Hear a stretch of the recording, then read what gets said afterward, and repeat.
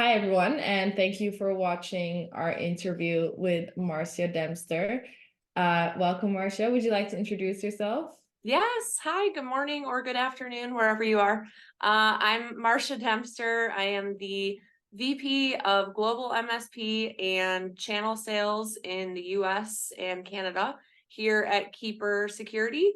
I've been here for about, oh my gosh, over 3 years now. But my whole career has been in technology. Thanks Wow. for having me. Yeah, thank you for joining. So let's start off with how did you get into the identity or cybersecurity industry? Yeah, well, it's a pretty common tale. I graduated from college and I wanted to move to a big city. I live in Chicago now. So I kind of was just applying for jobs everywhere and anywhere that would take me. I had a degree in business communications, so kind of left myself open to anything. Never really thought I would get into sales or technology, but here we are. I started working for CDW, which is a large bar here in the US and globally now. So that was back in 2004, and I started as an account manager. So I was just, cold calling and placing orders and doing all that stuff. It was mostly hardware back then, but we started moving into the services world. And from there, I moved into kind of like telecom and communications and all of that stuff. And then from there, it kind of pivoted into the security world, which was kind of blowing up with all the ransomware and the hacking and all the stuff we're seeing. So I guess I've been in the security world, gosh, 8 years now.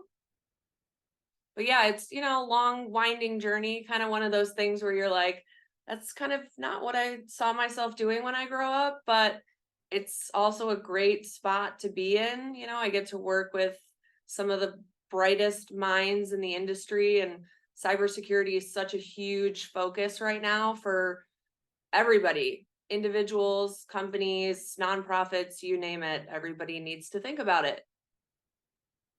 Yeah, I agree. I think cybersecurity is ever growing, and funnily enough, I've interviewed quite some women in the cybersecurity industry, and most of them share the same story as you do. Oh, no way. Okay, good. I'm not alone. Yay. No, didn't think I would end up in identity or cybersecurity, but here we are. Here we So that's are. neat to hear how everyone has such a variety of backgrounds. Um, but yeah, Keeper Security, they're a great company and also a great supporter of women in identity. We've obviously started partnering together. Why did Keeper Security decide to support women in identity? Well, I mean, like I said, cybersecurity is something that affects everybody. But Keeper does a great job of our diversity and inclusion values. So women in particular, and kind of anything that falls into just being inclusive, that's a big focus for me. Like, I'm very involved in women in tech and just empowering women to be independent, whether it's, financially or whatever the case may be. So Keeper's been very supportive of that, like on a personal level for me, as well as professional. So helping women in identity maintain a great cybersecurity posture is just kind of a perk for us. Like, we love doing stuff like that and sponsoring good causes and just making sure that everybody is protected from a lot of the bad stuff out there. And the easiest way to do it is starting with securing your credentials. So your passwords, any kind of passphrases, key passes, all of that stuff. So we just, we think it's important for everybody to have it. And we especially value women in technology, and so do I. That's great. That's really great. And of course, we appreciate your support. Of Um, course. I personally really like working with Keeper, actually. Yay, good. Um, yeah. So, what advice would you give to other young women who are pursuing a career in cybersecurity? Because, like you said, you kind of ended up in it without realizing it almost. So what advice would you give any young woman in today's industry? Yeah, I love that question.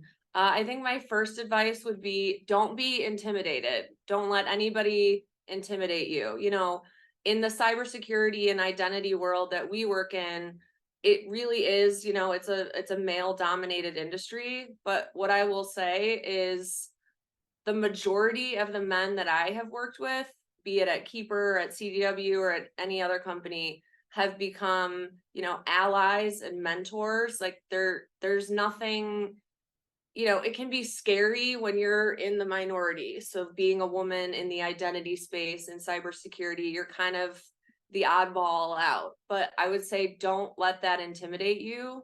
There's room at the table for everybody. And if there isn't a chair for you, I would say to bring your own chair, BYO chair, and always make space for the woman behind you, and make sure you're mentioning those women's names in the room. Like it's great when one of us gets into one of those big meetings or gets to go to a big conference, but you can't forget about the women behind you and kind of help pave the way for them. You know, for you and I, we've had a lot of uphill challenges and trying to figure out, you know, where we fall in this corporate world and trying to do a good thing and trying to be helpful, but also, you know, maintaining, you know, your job and your life and if you have a family and all that stuff. But I think it's so important to just make sure that you're making space for yourself and not excluding yourself and not diminishing what you can contribute to a conversation.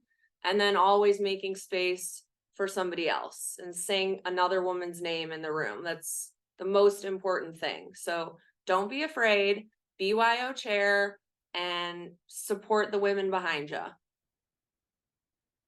Such a strong message. I think especially the last point of supporting other women and mentioning names in rooms that they may have never been mentioned in. I think that is such an important point.